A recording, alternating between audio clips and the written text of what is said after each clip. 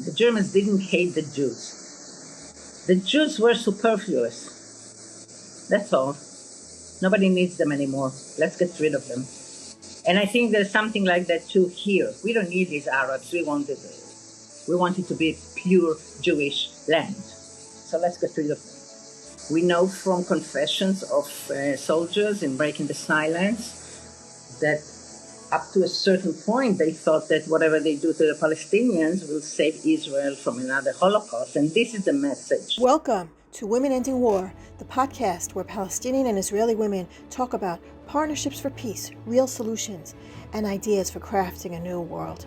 It's where we express our pain, anger, dreams, creativity, and vision, where hope is a conscious choice. معاكم أميرة مسلم. I'm Ilana Stockman. Thanks for joining us. Marhaba. Hello, good Salam evening, alaikum. good afternoon. Yeah. Hello. Shalom. We're here today with Professor Nurit Peled-Elhanan, one of the foremost researchers about how Israeli culture and this Israeli school system and curriculum, how it describes Palestinians, how it talks about the history of the conflict. You've been doing research for many, many years. Welcome. Thank you very much. Yeah, thanks for being here. So, could you tell us a little bit about your latest research on issues of the Holocaust and how, yes, the latest research is about Holocaust education in Israel and some of the messages that come from that? It's about Holocaust education and the connection between Holocaust education and the semiotics of othering. First of all, I wanted really to study and publish about Holocaust education, which I think can be defined as child abuse. You describe it as child abuse? Yes. Why? Because of the way they teach the Holocaust. As Professor Jablonka said, all they teach is the evil. And what they do, they traumatize the children from a very early age, every year. And they create traumatized, heterophobic human beings. And nobody ever done any research about the impact of this education, but of course it has a horrible impact. I know Susan Sontag writes that she accidentally came across a postcard from Bergen-Belsen when she was 12, and she says, I divide my life into before and after. And she has nothing to do with the Holocaust. She didn't have any connection or any education. So you can imagine what happens to children who from the age of 3 are exposed to this evil every year. So of course, what do you mean? Like, what do you consider the impacts? Like, what are you referring to?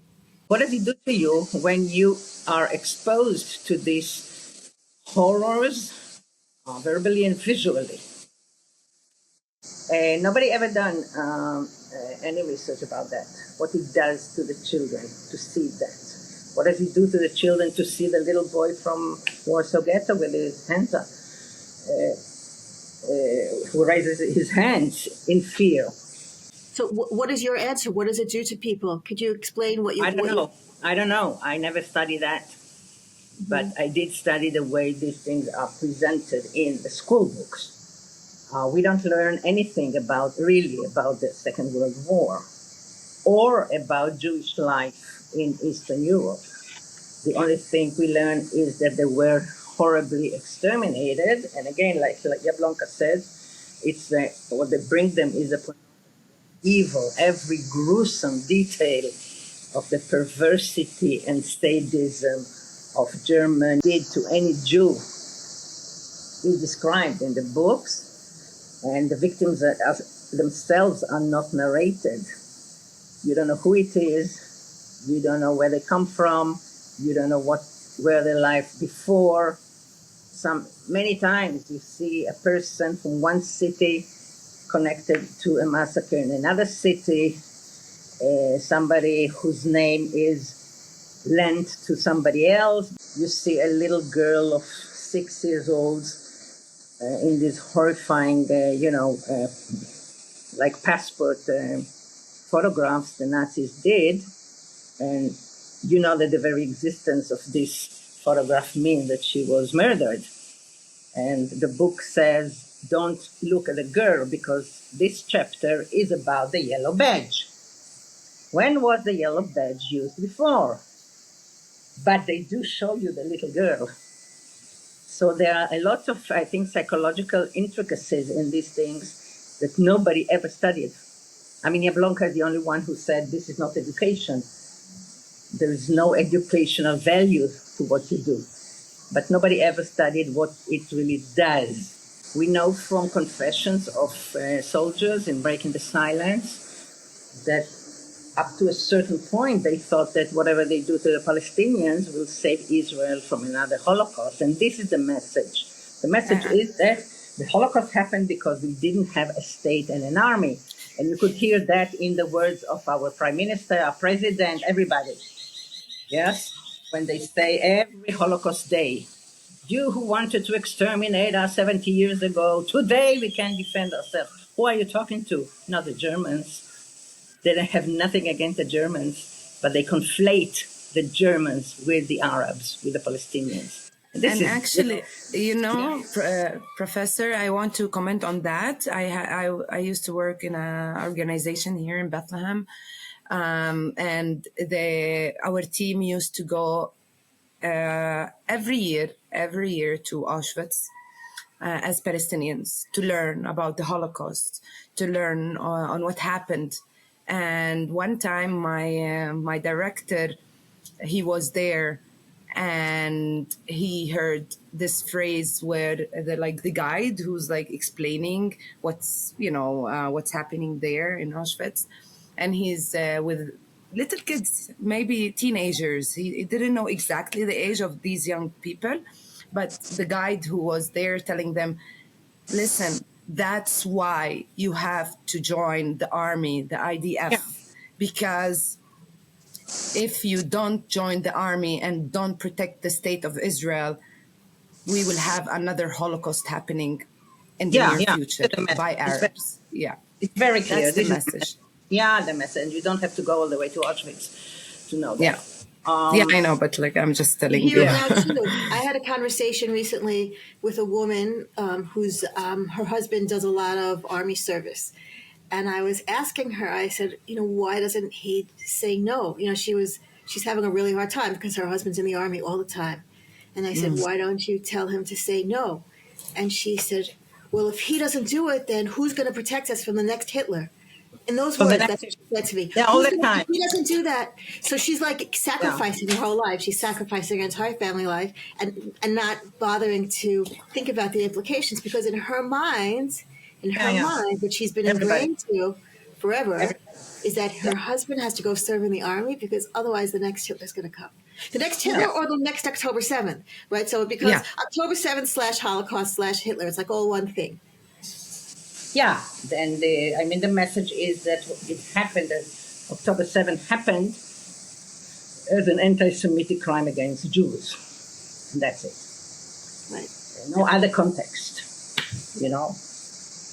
When I try to give it a context, the story, they portrayed me as a terror supporter and so on and so forth, and I left my work because of that. So, this is it. No context. Everybody hates a Jew. And even in one book that prepares students for final exams, they have a chapter, in all the books, they have this chapter, the formation of Holocaust remembrance. And in this chapter, you have almost nothing about the Holocaust, but you have all the terrorist attacks of Palestinians since the 70s. And after every, again, decontextualized completely, no context. And after every event, the book says this event proved to Israeli their vulnerability and their weakness and made them identify with Holocaust survivors. So after each event, this is what you have. And this is what Holocaust formation, this is Holocaust remembrance formation, okay? It's very strong. This is it. I mean, this is the message. Again, as I said, the Jews themselves, the victims themselves, are presented in a very demeaning, contemptuous way. Nobody, as I said before, nobody cares who they are, where they come from, what happened to them. And it's amazing because the details are there. I went one by one after the pictures, and I found all the details about all the pictures. I mean, who it is, what happened, when it happened. So you have the details. It's not that they didn't have the information, but the message is that these people are not important. Yeah, like Ben Gurion said, we don't want to belong to them. We don't want to be this Jewish. The important thing is that if we don't control, confine, eliminate the enemies today, we'll end up like that. That's all. Yeah. And so, what have you found about the way it's used in the Palestinian context? How Holocaust education? You talked about othering. So, where are Palestinians in Holocaust education? First of all, the conflation, as I told you before, even Like in a teacher. Palestinians and Nazis are the same, that kind of thing. Yeah. Mm-hmm. I'm sorry, Amira. It's hard to say out loud. I know. It's hard. Yeah, to but I'm living it every day. That's what we see. In a teacher's guide for second grade, it says that the students should know that the Holocaust happened because the Jews did not have a state. But today, although we are surrounded by enemies and so on, we can defend ourselves. So all the time you have this conflation, you see? There are things that are much more explicit, like Arafat is Hitler and so on. Yeah, they say, Begin saw Arafat is Hitler. So this is legitimation by using a very venerated authority. Yeah. So Begin equated Arafat to Hitler. Begin said that the 82 war saved us from another Treblinka, and so on and so forth. So you have it all the time. I mean, this is it. But the Jews themselves are the victims. And then it's used to justify. It becomes like a justification, right? It's like, oh, well, if this story is the Holocaust, and it becomes a justification to sort of do whatever it takes without any restraints, without any moral boundaries, without any thought about the humanity of the other. I mean, also, Bibi Netanyahu has recently also talked a lot about Amalek, right? He's also invoking Amalek, which also this ancient idea that like, oh, well, they're a mortal enemy, 100% pure evil, and therefore anything is justified. We've been commanded by God. So I feel like all of this is to justify, right? All of this yes, of course, to justify anything.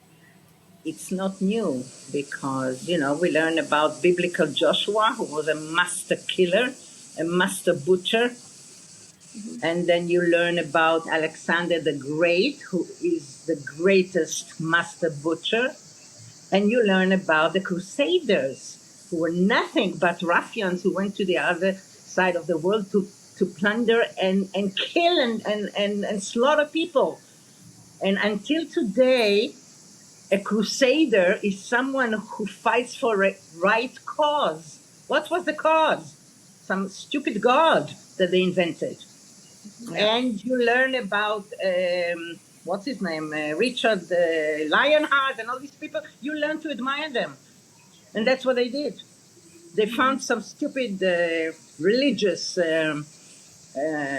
excuse. Exactly. And we learn to admire these people. So now it's another chapter. Today it's not very fashionable, but it's one in a long sequence of such actions. When you decide, or somebody decides, Americans, for example, white Europeans who came to America and slaughtered millions and millions of natives in the name of what? And Australians, of course, and Canadians, and whoever. And we accept it. Welcome everyone to season 4 from Women Ending War. معاكم أميرة مسلم ومعاكم I'm Ilana Stockman. Thank you for being here with us. We're happy to have you here. And if you like what you're hearing, what you're watching, Don't forget to subscribe, follow, like, and share. Thank you. Thank you. So can I go back to something Amira said? Amira, before you said you're living this every day. Could you speak to that a little bit more? What you meant by that? Of course, because normally, for example, we go to the checkpoints, right? That's when mostly we see, for example, the IDF and so on.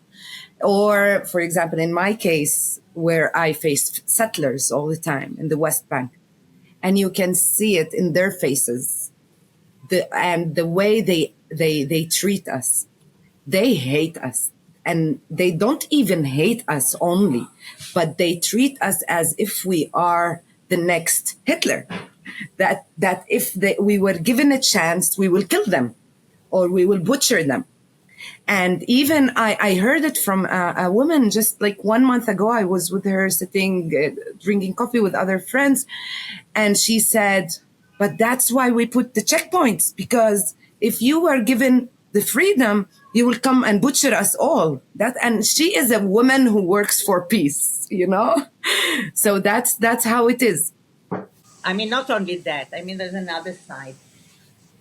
Hannah Arendt wrote that the Germans didn't hate the Jews. The Jews were superfluous. That's all. Nobody needs them anymore. Let's get rid of them. And I think there's something like that too here. We don't need these Arabs. We want it to be pure Jewish land. So let's get rid of them. And I know Ben Gurion, when there was a big fight over the reparation money from Germany, he said we need that money to protect us from the Arab Nazis. And this was 1953, and that coined this idea. So they are, on one hand, they can be a genocidal crowd, so we have to take care of that. But also, they are not needed. They are superfluous. And I think this is more than hatred.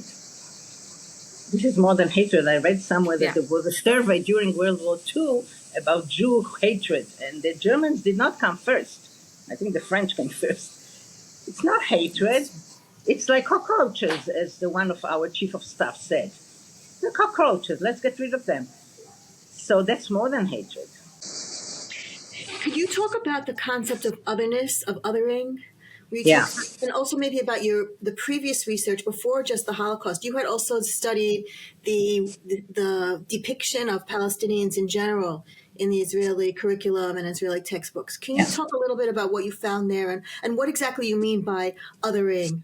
Othering is treating group of people as if they, again, as I said, superfluous.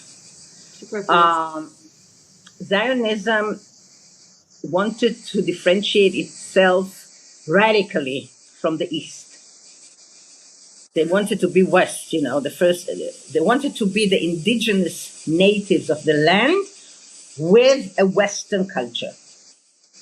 So everything that was Eastern was supposed to be rejected. Eastern Europe, the denial or the negation of exile. We don't need that history. Let's get rid of it. And then the East in general, the Middle East. So the Arab Jews suffered from horrible racism in Israel. The Ethiopians, of course, the Africans. And everything that's Eastern should be eradicated, should be rejected and cancelled. And it goes from Holocaust victims and survivors, who are Eastern Europeans mostly,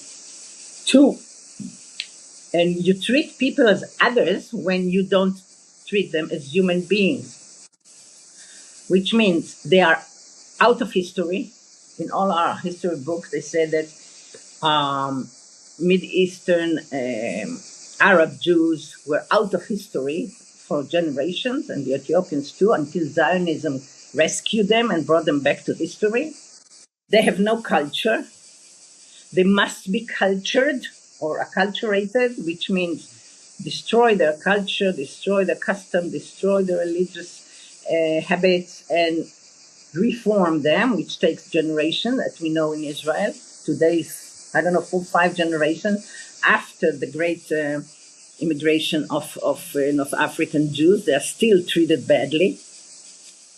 And they tell them, if you want to be one of us, then you have to go through this process of acculturation.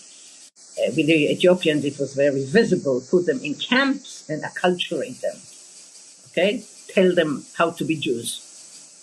Tell them how to be Jews in many ways. Take their children and educate them somewhere else, and so on and so forth. So othering means treating people not individually, but as homogeneous groups, like a race that has some principle, quality, which is a demeaning one. Okay, so the Palestinians are always they. It's a group.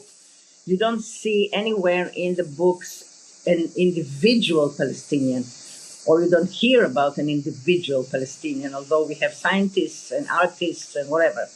And when they talk about Israeli culture, they don't include Palestinian Israelis like Emil Habibi, like Muhammad Bakri, and so on. Okay, or Amal Mukos, or whoever they have. It's only Jewish. So they are a homogeneous group that needs acculturation or elimination or confinement. It depends. And also, as I said before, the Holocaust victims are treated the same way. Okay? No, it's depersonalizing. They depersonalize them. They don't say, this is little Hannah Lehrer of 6 years old and so on. No. They say a German girl with a yellow badge. When was the yellow badge used before, and so on? Okay, so these are actions of othering. They are not us; they are the others. And of course, with the Palestinians, it's the worst. It's the worst. They don't exist. They don't exist in Israeli consciousness, and they don't exist in Israeli culture, and they don't exist in Israeli education.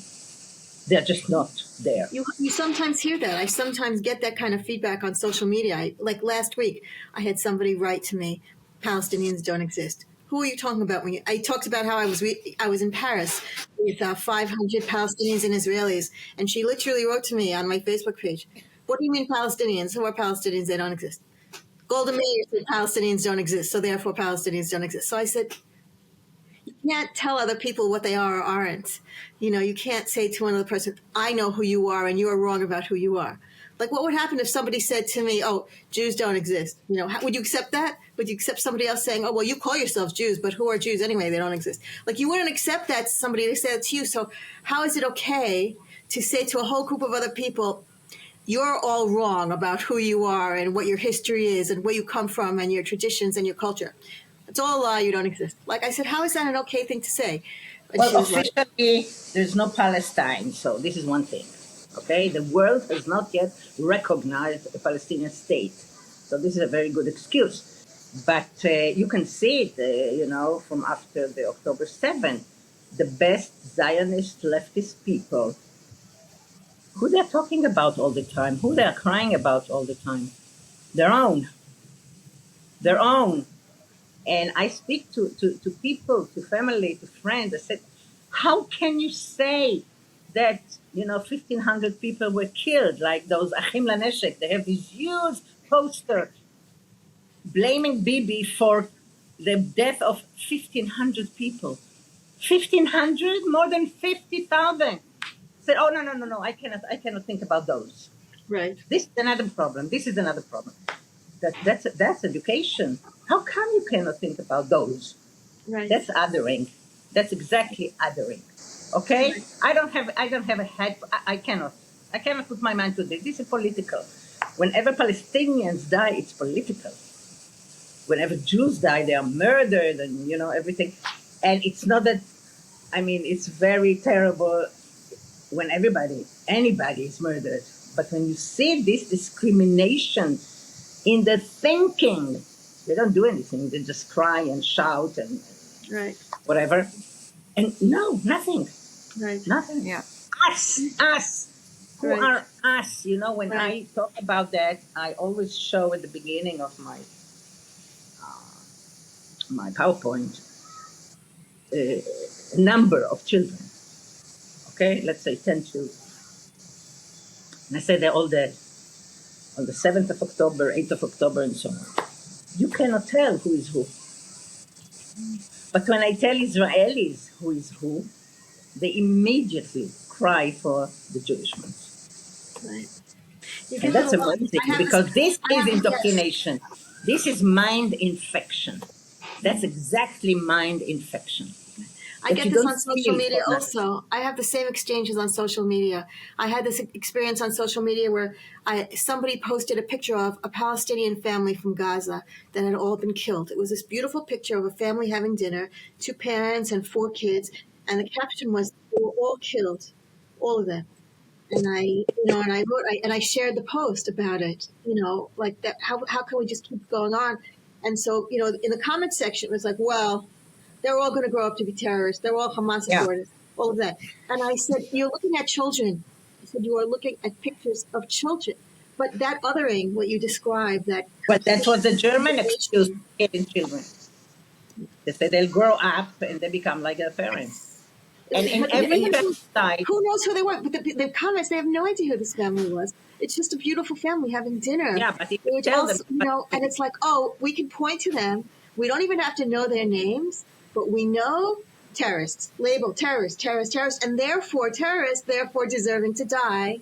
And therefore I can shut off all of my yeah. empathy. I can shut off the mechanism for compassion and empathy because Gazan, therefore terrorist, therefore not human, therefore deserving to die.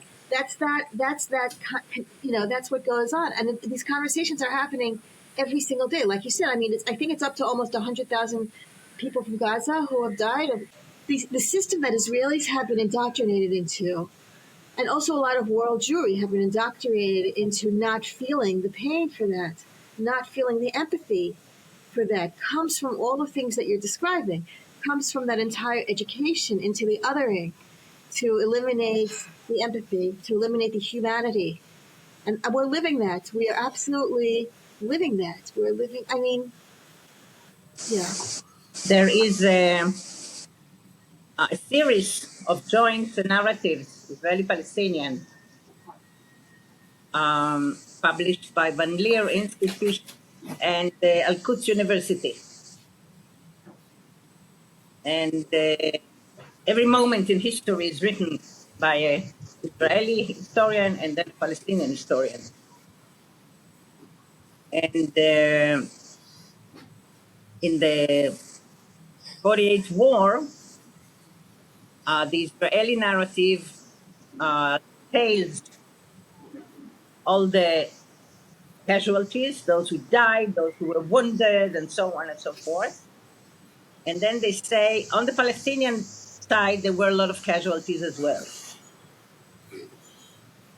And no other detail is given. On the Palestinian side, they detail the historian details the Palestinian casualties and not a word about Israeli casualties. And this is in a joint book, in a book that is meant to approach the two narratives, to connect them. Yeah. But it is so entrenched that our dead are important and their dead are less important. and you know what? Always when you talk about like both sides, I always say it, and I will always say it, and I'm convinced. And the next time I have the opportunity, I will make this test, which is a DNA test. I'm convinced that most of the Palestinians who live here in Israel, in Palestine, in the West Bank, in Gaza, most of them, if not all of them, have the same DNA as, many Jews who are not from Russia or like from Poland, or who are like original Jews from this land, from the Canaanites, not even like not from the Middle East. And I'm sure I have, as Amira, I'm from Bethlehem, I have more Jewish blood more than a lot of Jewish people who say about themselves Jewish or Israeli. And that's why it hurts me so much when I am just considered as a Palestinian and I am a human animal and you can kill me and I'm a terrorist and I cannot defend myself and they don't care about if I get shot now, nobody will care. And it hurts so much, not because I'm Palestinian, but just because we are, we share something here. We have something in common. And so many people don't understand that. They tell you Palestinians don't exist. Okay, we don't exist. Fine. But we are Canaanites. We are the people of this land. Whatever our religion is or whatever our, we are called. We are the people of this land. Just that. Well, it's about being human, right? We all have shared humanity. That's the bottom line. Is we have this shared humanity, and we're so indoctrinated into that tribalism, and to say the only people that I have an obligation to care about are my people, and then there's everybody else. Yeah. And so, okay, let's go back to talking about education, and let's talk about doing it differently. If you were creating an educational program, an educational curriculum, an educational message, what would you want it to look like? First of all, it should be, I think the best thing is really to lay aside the pedagogic narrative and go for what Homi Bhabha calls the performative narrative. I mean, all those narratives that really make life and are not mentioned in the pedagogic narrative. And I think such a curriculum should be written by all the groups that live in the place, not by the conquerors and not by the white about the black and not by the Ashkenazi about the Mizrahi and so on. Each group should write their own history and their own narrative. And this is what is called also multi-directional memory, because today there is a war of memories and only one memory is accepted.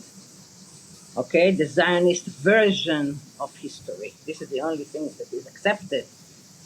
And also about Jewish life in diaspora, of which we know next to nothing. Let them write their own history. Let their sources speak, and so on. So, of course, not to have a compulsory narrative that is political, really, and but to have multi-voiced narrative, and not to have one center. Like today, everything in Israel is Eurocentric, right? And we should get rid of that because it's false.